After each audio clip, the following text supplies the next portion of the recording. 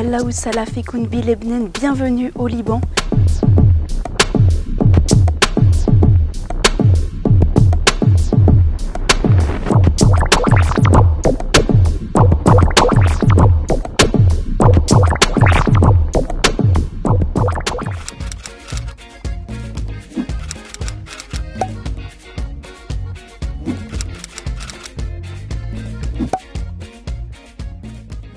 Dans ce reportage, je vais te partager mon voyage au Liban, te montrer les endroits incontournables à voir lors d'un voyage au Liban. On va également découvrir ensemble quelques spécialités libanaises qu'il faut absolument tester. Si ce petit vlog reportage te plaît, n'oublie pas de me laisser un pouce en l'air et de t'abonner. Et je te laisse avec la suite. On y va, yallah!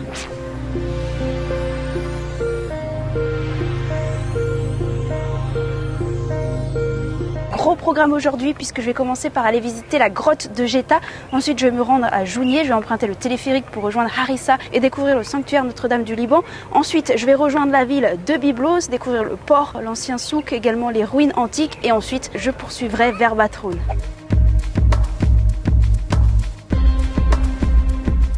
Allah ou Salah Fikoun Bey, la pâtisserie Halab. Là, je vais tester une spécialité pour mon petit déjeuner, vous allez voir. Ezabetrid Bade Kake Bel Knefe.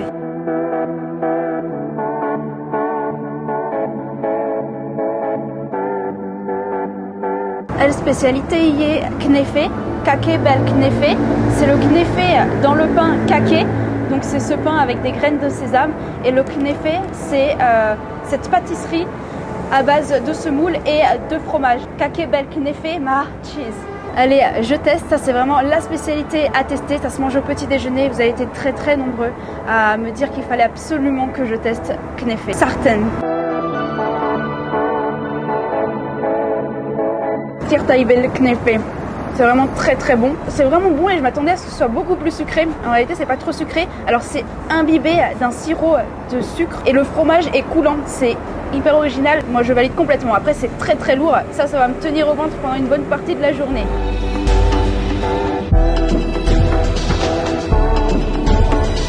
Très lourd, très bon, très copieux, très calorique aussi. Il n'y a que des traits avec le Knefe. Là, je me trouve sur le site de la grotte de Jeta. C'est une visite indispensable, une merveille de la nature. Elle est constituée de deux parties. Une partie inférieure avec un lac souterrain qui se visite en bateau et une partie supérieure qui se visite à pied. Je me trouve dans la grotte de Jeta qui est un ensemble de grottes interconnectées situées au nord de Beyrouth à 18 km. Et c'est une grotte classée au patrimoine mondial de l'UNESCO qui a d'ailleurs fait partie des finalistes pour devenir l'une des merveilles du monde. La grotte de Jeta, c'est une grotte de plus de 120 mètres de haut qui prend des allures de cathédrale et c'est un vestige de la préhistoire. D'ailleurs, on peut observer pas mal de stalactites et de stalagmites immenses qui témoignent de l'âge de cette grotte. C'est assez impressionnant.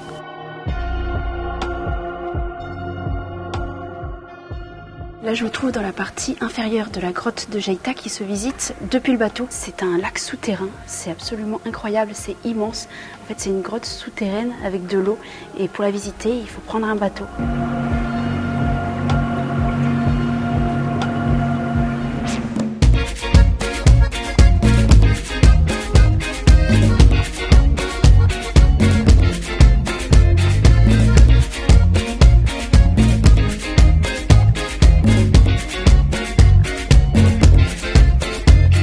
J'ai embarqué à bord du téléphérique à Jounieh et je monte vers Harissa, qui est une ville un peu en hauteur, d'où je pourrais admirer une vue sur la mer et sur les montagnes. Mais Harissa, c'est surtout connu pour son sanctuaire Notre-Dame du Liban, qui est un lieu emblématique chrétien.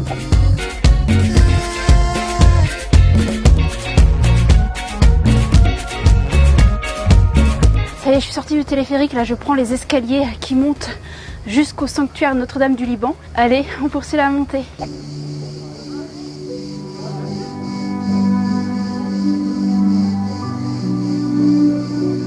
Le sanctuaire, c'est cette chapelle qui est surplombée d'une statue de la Vierge de plus de 8 mètres de haut. C'est un lieu extrêmement touristique, fréquenté à la fois par les étrangers et par les Libanais et des personnes de toute confession. Le sanctuaire surplombe la baie de Jounieh qu'on aperçoit derrière moi. Ici, on a une vue panoramique à la fois sur Beyrouth, sur la mer Méditerranée et sur les montagnes du Mont Liban.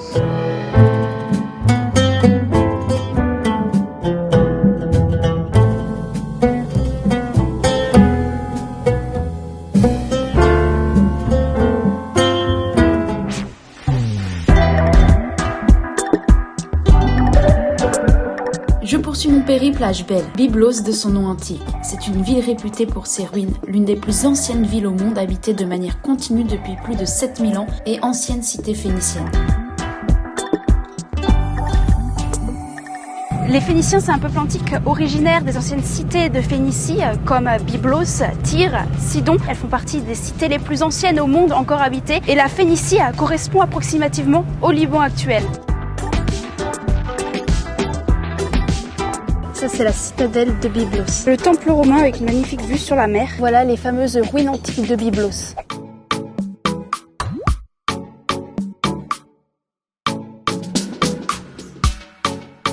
Là, je me balade dans le vieux souk de Byblos. C'est un ancien souk qui a été totalement rénové il y a quelques années. Et donc, c'est un souk où on trouve de tout.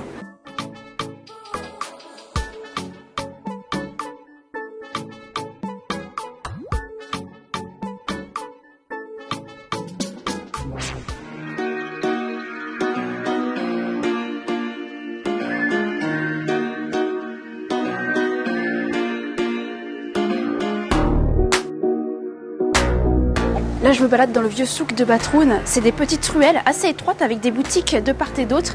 Et il y a pas mal de tuk-tuk qui passent dans la rue et de voitures. Là, pour le moment, c'est le matin, donc c'est pas trop animé. Mais le soir, il y a du monde. Ça, c'est la cathédrale Saint-Étienne de Batroun. Et en face de moi, il y a le port. Je vous montre.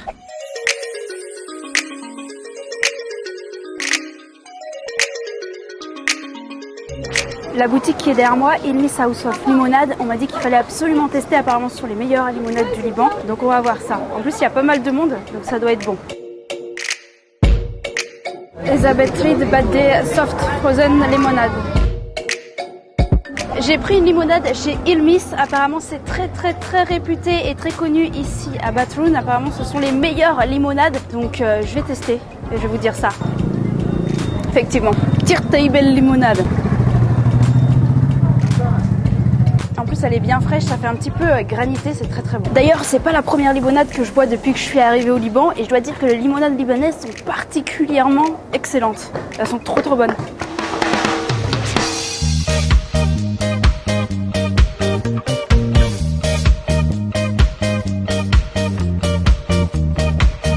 Là je me balade dans la vieille ville de Batroun et c'est vraiment très beau, c'est très authentique, c'est très calme.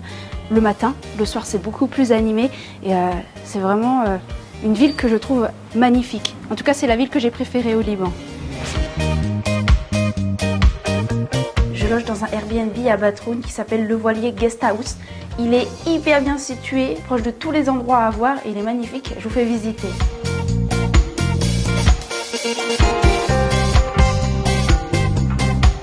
Dans le Airbnb, il y avait des pâtisseries. Donc ce sont des pâtisseries libanaises, ça s'appelle des baklava. Je goûte celle-ci. Certaines.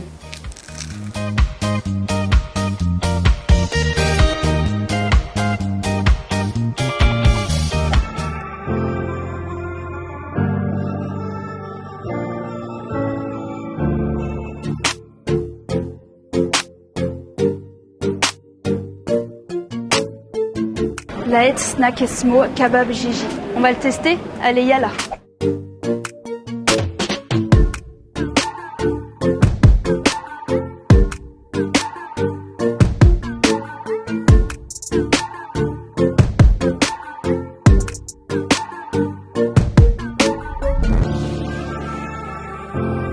Elle spécialité hier Sfia. Bon, il y a beaucoup de bruit parce qu'il y a beaucoup de tuk-tuk. Il y a beaucoup de tuk-tuk qui passent dans le souk et ça klaxonne beaucoup.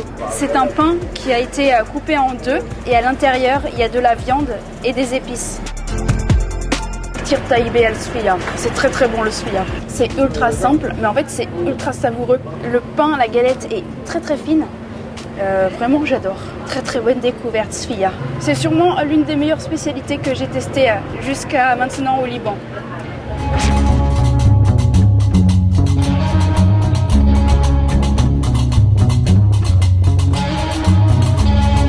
Allah Salah, bienvenue. Aujourd'hui, je pars à la découverte des montagnes du Liban.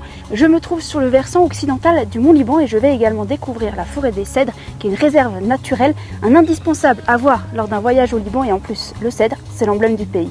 Allez, suivez-moi.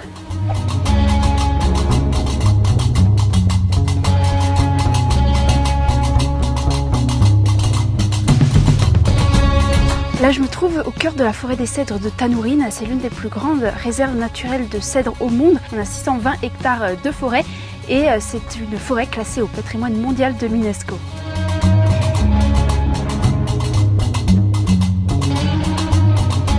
Il faut savoir que le cèdre, c'est un emblème du Liban. D'ailleurs, il orne le drapeau libanais. Le drapeau libanais est composé de 2 bandes rouges qui représentent le sang pour rappeler les différentes épreuves qu'a traversé le Liban au cours de l'histoire, et un cèdre en son centre qui est un symbole de sainteté, d'éternité et de paix.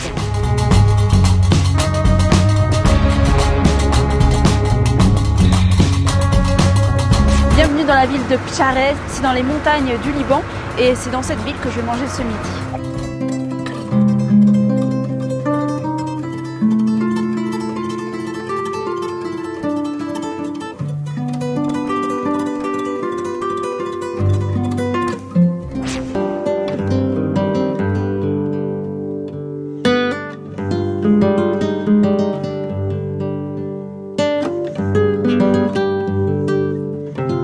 Sidon, c'est une ville phénicienne comme Tyr, comme Byblos. Sidon, c'était la capitale de la Phénicie et le port de Sidon était le plus grand port de Phénicie.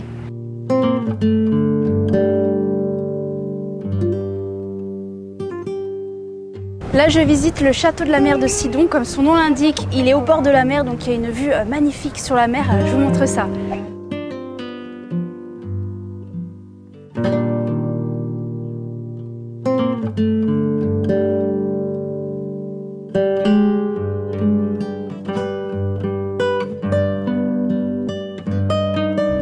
Là, je me balade dans les ruelles du vieux souk de Sidon. C'est un souk très authentique, exactement comme il était à l'époque. Je déambule dans les ruelles du vieux souk qui ont gardé toute leur authenticité. La ville de Saïda constitue une étape obligatoire pour s'immerger complètement dans le Liban authentique. Cette ville constitue un véritable carrefour historique et commercial pour tout le pays, au travers de son patrimoine, de son souk et de sa citadelle.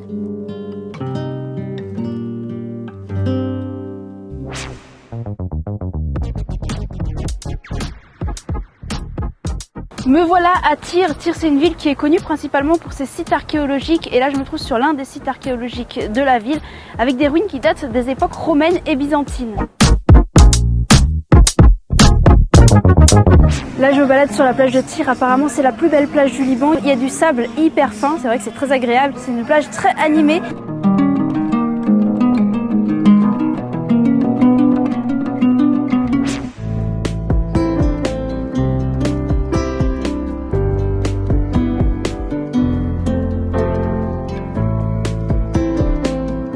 Là, je suis dans un spot magnifique à Hanfé et je vais tester un resto qui propose des spécialités à base de poisson.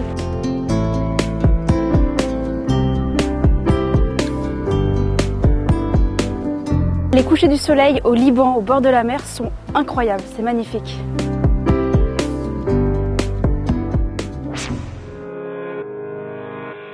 Un spot à faire au coucher du soleil, c'est l'église Notre-Dame de la Mer à Batroun. D'ici, j'ai une vue incroyable sur le coucher de soleil et sur le mur phénicien, je vous montre.